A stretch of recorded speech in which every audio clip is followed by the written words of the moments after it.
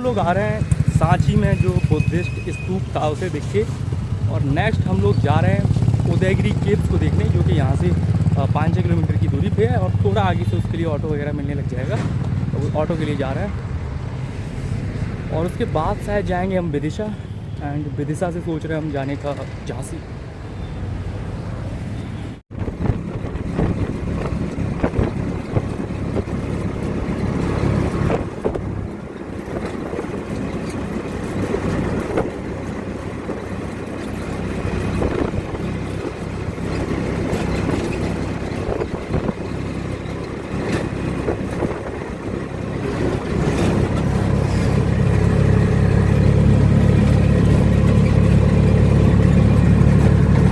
भी हम आ चुके हैं उदयगिरी केव्स के पास, एंड थोड़ा अंदर चलने के बाद हमें केव्स मिलेंगी।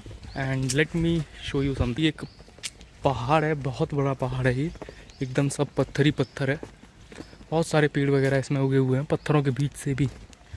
एंड गेट पे ऐसा मेंशन था कि ऊपर कोई तेंदुआ है, मतलब इस टाइप से देखा गया है। पता नहीं सच है या झूठ है, जो भी है हम तो वैसे भी ऊपर नहीं चढ़ने वाले, मतलब कौन ही मूर्ख होगा जो इन चट्टानों पे चढ़ेगा।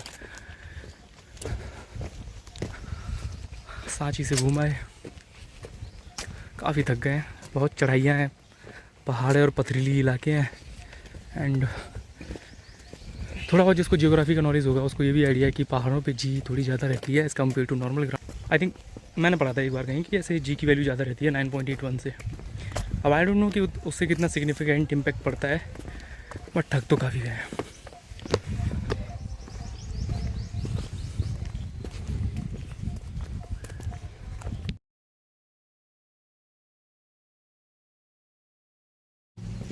तो यही है ऐसे उदयगिरी की केव्स।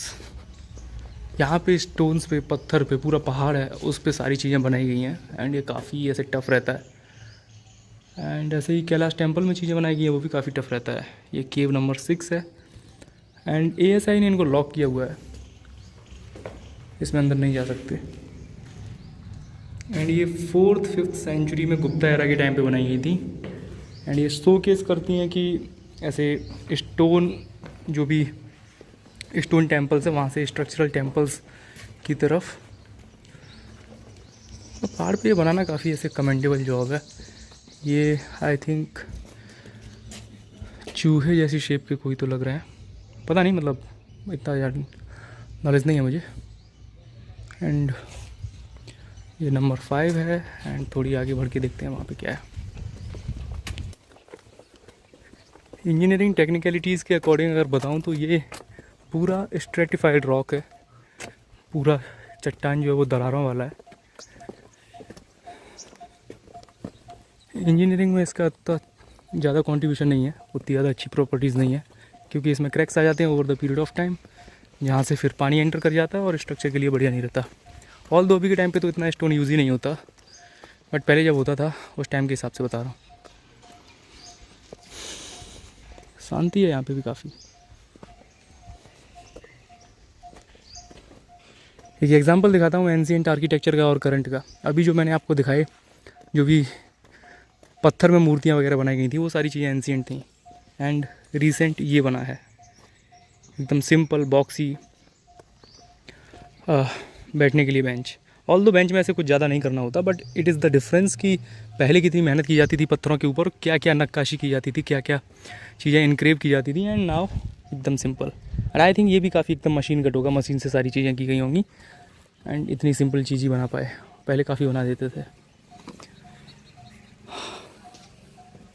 सारा एकदम पहाड़ी पहाड़ है, एंड वी आर हेयर। काफ़ी थक गए। अब यहाँ के बाद हम लोग झांसी जाएंगे होपफुली। झांसी में एक तो फोर्ट है, वो देखेंगे, and then we will head towards Agra और Mathura, I guess Mathura, and then Mathura से फिर घर।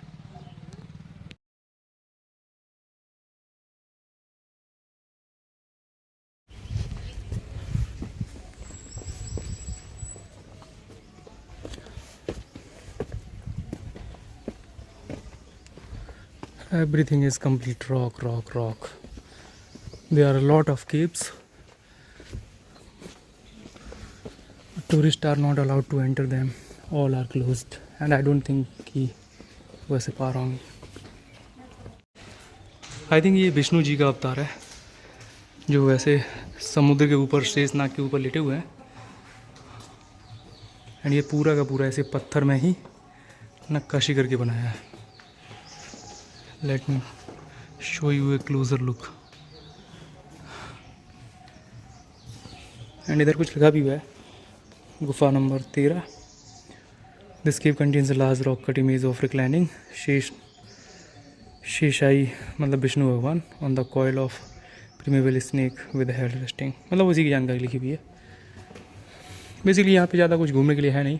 हम ऑटो से ऑलमोस्ट 10 किलोमीटर दूर आए सांची से, बट उतना कुछ नहीं निकला। इनिशियली आई जो केव्स वगैरह हम उसमें घुस सकेंगे, केव्स वगैरह में अंदर जाके देख सकेंगे, बट दैट डिडंट हैपन। ऐसा कुछ नहीं निकला। यहाँ पे सिंपल बस बेसिक जो पूरा रॉक है काट के, जस्ट लाइक ये पूरा रॉक है उसको कट किया गया है। एंड इसमें कटिंग में बस ये है कि कटिंग के अंदर फिर किसी गॉड की गॉडेस की चीज़ों को बना दिया गया है। जैसे ये 14 नंबर है, यहाँ पे नहीं बनाया गया है, किसी किसी में बनाया गया है, किसी किसी में नहीं बनाया गया है। तो बस इतना ही किया गया है। मतलब बस इतना ही कहने का मतलब ये है कि टूरिस्ट लोकेशन के हिसाब से उतना अट्रैक्शन का पार्ट नहीं है, बट ये करना काफ़ी कमेंडेबल जॉब है। एंड उस टाइम करना जब मशीन्स थी नहीं तो ये बहुत ही टफ काम था। अभी हम लोग यहाँ से वापस जा रहे हैं, तैयारी करते हैं विदिशा जाने की। Then we will board a train from Vidisha to Jhansi. And I think Jhansi में कई सारी चीज़ें हम देखेंगे। ऐसे ऐसे कई सारी चीज़ें ऐसे इंक्रीव की गई हैं। आज के टाइम पे भी ये करना काफ़ी ऐसे मेहनत का काम है, कोई नहीं करता। ऑल दो अभी के टाइम पे बहुत सारी चीज़ें आ गई हैं जिनसे ये सब करने की नीड ही नहीं है। मैं और मेरा भाई Nikki blogger we are touring across MP and we are thinking that हम इसी सेम वे में पूरे इंडिया को विज़िट करेंगे, just like 1 or 2 states every year. Let's see what happens next.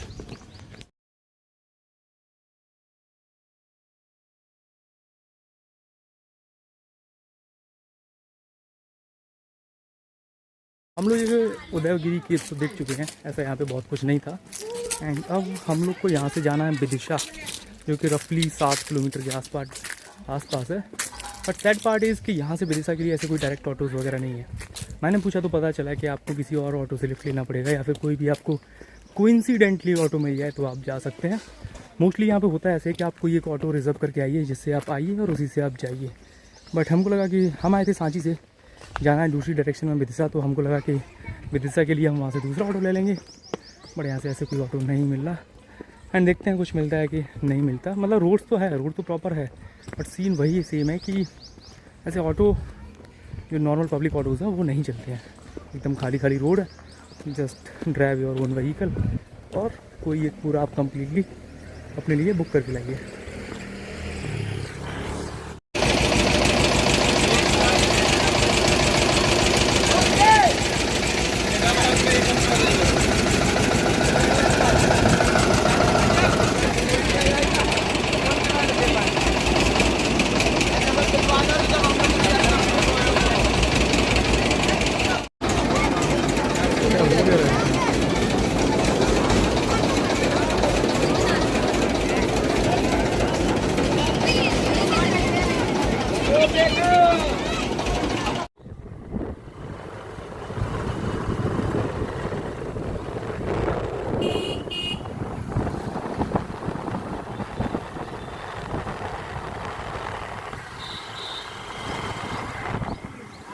हम लोग हैं विदिशा रेलवे स्टेशन पे, और यहाँ से हम लोग जाएंगे झांसी।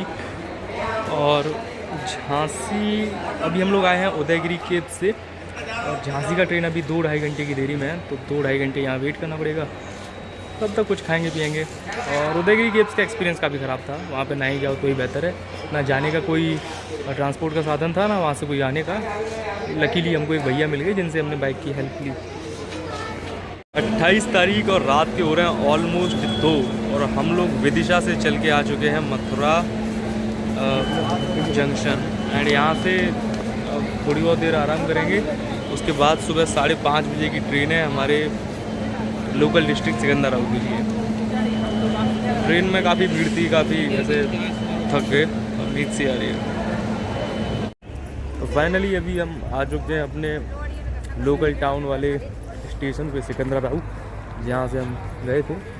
और यहाँ से हमारा गांव बस 5-6 किलोमीटर दूर है। और ऑलमोस्ट 3.5 दिन बाद 28 तारीख की सुबह 7:30-8 बजे के आसपास हम लोग वापस आ चुके हैं। एंड पूरा एक्सपीरियंस बढ़िया था, बस कल का थोड़ा गड़बड़ हो गया।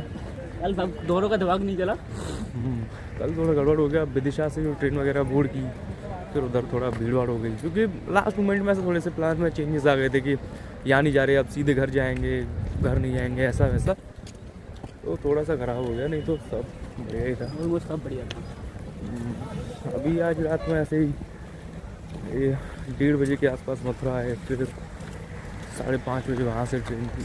तो ऐसे नींद का नहीं हो पाया, कहीं थोड़ा हर जगह सो जाता है भाई, तेरा सही है। हाँ मैं सो जाता हूँ ऐसे, लेकिन फिर भी नहीं हो पाया अब तक। नींद लगी हुई है और ऑलमोस्ट यहाँ पे जाऊँगा चेक करूँगा दूध वाला। ऑलमोस्ट 8 बजे अभी यहाँ आ चुके, जाके सो जाएंगे। बेटा यार बाय।